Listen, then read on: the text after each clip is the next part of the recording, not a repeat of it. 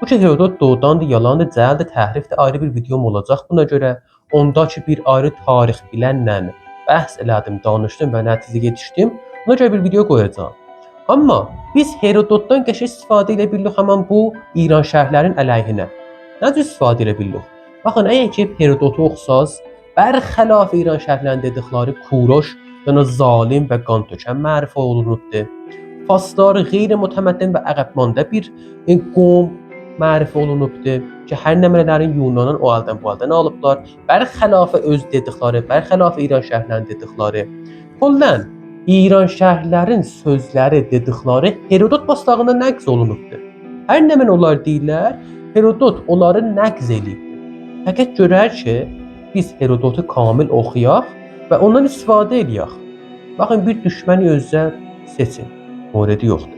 Amma o düşmənin düşmənçilik eləməyin. Bu siyasət deyil. Düşmənin gedin kitablarını oxuyun. Düşmənin əqaidini oxuyun və düşmənin öz əqaidin öz zərərlərinə, öz əleyhlərinə işlədir. Düz siyasət budur. Düz iş, düz metod budur. Bəs deyəsən Herodot pisdir, Herodot tamam da oxumuram, qutuldu ki. Yox, Herodotu sən get oxu kamil. Sonra Herodotu oxuya-oxuya görəcəksən ki, bir İran şəhərlərinin baraları çıxır.